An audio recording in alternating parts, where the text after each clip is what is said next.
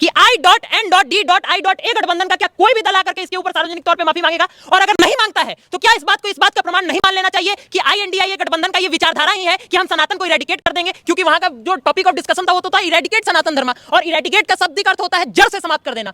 तो क्या INDIA गठबंधन का मूल लक्ष्य यह है कि वो पूरे देश से सनातन को समाप्त कर दे? गॉड पार्टिकल की जब खोज की गई थी यूरोप में, तो वो दुनिया के इतिहास की सबसे बड़ी साइंटिफिक खोज थी। उस खोज को करने वाले साइंटिस्ट ने जिस बयान को दिया था, वो बयान आज भी लिखा हुआ है यूरोप के सन लेबोरेटरी में। जब आप वहां जाएंगे तो वहां नटराज की तांडव करती हुई मूर्ति बनी हुई है, और वहां पे उन्होंने लिखा है कि now the world of science is coming to the conclusion that the perpetual creation and destruction of universe is just like the cosmic dance of Shiva. यानी ब्रह्मांड का बनना भी भगवान शिव के तांडव नृत्य के समान है, और ब्रह्मांड का विघटित होना भी भगवान शिव के तांडव नृत्य के समान है। यानी शुरुआत से लेकर अंत तक और आदि और अनंत तक हम ही हम हैं, सनातन ही सनातन है। सेकुलरिज्म का एक ऐसा डेफिनेशन इस देश में कर दिया गया है जिसमें लोगों को लगता है कि सेकुलरिज्म का मतलब होता है हिंदू विरोध करना। जिस विचारधारा में सर्वे भवन्तु सुखिनः की बात कही गई है, जिस विचारधारा में वसुधैव कुटुंबकम की बात कही गई है, जिस विचारधारा में हम कहते हैं अस्तो मा सतगम्य तमसो मा ज्योतिर्गम्य, जिस विचारधारा में प्रकाश की ओर जाने की बात है, विश्व को परिवार मानने की बात है, सबके सुख रहने की बात है, उसका विरोध करके जब ये लोग बात करते हैं, ये तो परंपरा चलती आई है। हम भगवान शिव के वंशज हैं, हमें विष पीना आता है, परंतु हमारे यहाँ की परंपरा वो रही है जहां अमृत से पहले हम विषपान करते हैं, परंतु विष के बाद तांडव होता है। यानी धधक उठे विप्लव लेकर जल थल अंबर जड़ चेतन, तो कैसा विस्मय, हिंदू तन मन हिंदू जीवन, रग रग हिंदू मेरा परिचय। हिंदुत्व को, सनातन को खत्म करने की बात जो है स्टालिन, MK स्टालिन, तमिलनाडु के CM का बेटा उदयनिधि स्टालिन जो है वो करता है। तो उदयनिधि स्टालिन कह रहा है कि सनातन को वो खत्म कर देगा, डेंगू मलेरिया जैसे बीमारियों से सनातन का तुलना करता है। ऐसा है कि इस पर भारतीय जनता पार्टी का क्या स्टैंड है ये तो उनके प्रवक्ता बताएंगे, परंतु निजी तौर पे एक सनातनी होने के नाते मेरा भी ये राइट है कि मैं इस पे उनको कुछ जवाब दूं।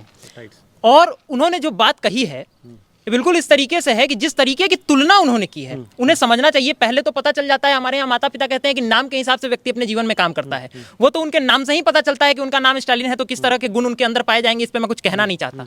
परंतु जो सनातन को लेकर के उन्होंने बात कही है, सनातन क्या है? जो ना आदि है, जो ना अंत है, जो सदैव अनंत है, ये सनातन है। भगवान कृष्ण ने, आपको याद होगा, सनातन के प्रतीक के रूप में 2 बार अपना विकराल रूप दिखाया था। एक बार दुर्योधन को भी दिखाया था उस भरी राज्यसभा में जब उनका अपमान किया गया था, और एक बार उस रणभूमि में जब महाभारत का युद्ध चल रहा था। दोनों में एक छोटा सा अंतर था। जब उन्होंने अर्जुन को अपना विकराल रूप दिखाया तो अर्जुन उनके रूप को देख करके समझ गया था कि यही सर्वेश्वर हैं, परंतु जब उन्होंने दुर्योधन को अपना रूप दिखाया तो वो देखकर भी नहीं समझ पाया कि यही सर्वेश्वर हैं। इन दोनों में फर्क पता है क्या था?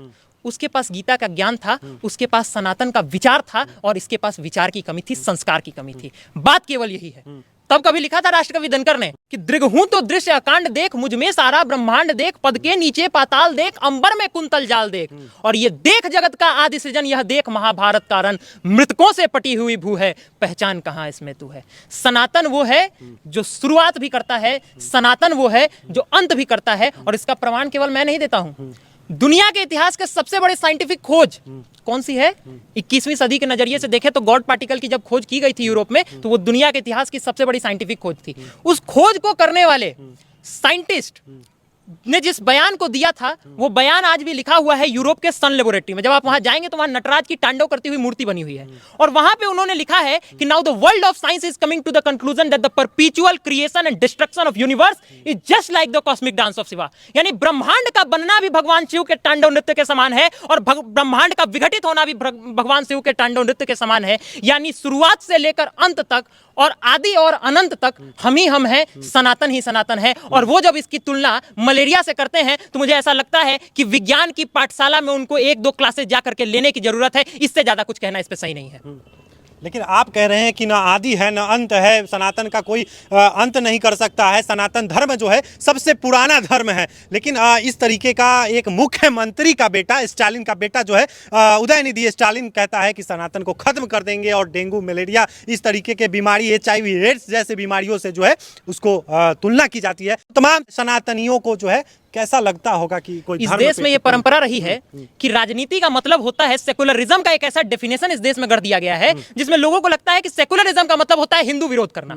जिस विचारधारा में सर्वे भवन्तु सुखिनः की बात कही गई है, जिस विचारधारा में वसुधैव कुटुंबकम की बात कही गई है, जिस विचारधारा में हम कहते हैं अस्तो मा सतगम्य तमसो मा ज्योतिर्गम्य, जिस विचारधारा में प्रकाश की ओर जाने की बात है, विश्व को परिवार मानने की बात है, सबके सुख रहने की बात है, उसका विरोध करके जब ये लोग बात करते हैं, ये तो परंपरा चलती आई है ना। इस देश में एक स्पोक्स पर्सन हुआ करती थी भारतीय जनता पार्टी की, नुपुर शर्मा जी, जी। उन्होंने एक बयान दिया था, पूरी अंतर्राष्ट्रीय कम्युनिटी से लेकर के राष्ट्र की राजनीति में जितने विपक्षी दल हैं एक साथ छाती पीटना शुरू कर दिया था इन लोगों ने कि माफी मांगिए, माफी मांगिए। मैं बिल्कुल स्वीकार करता हूं, उन्होंने माफी भी मांगा था, भारतीय जनता पार्टी ने माफी मांगा था इसके ऊपर। लेकिन मैं चुनौती के साथ पूछना चाहता हूं कि I.N.D.I.A गठबंधन का क्या कोई भी दल आकर के इसके ऊपर सार्वजनिक तौर पे माफी मांगेगा?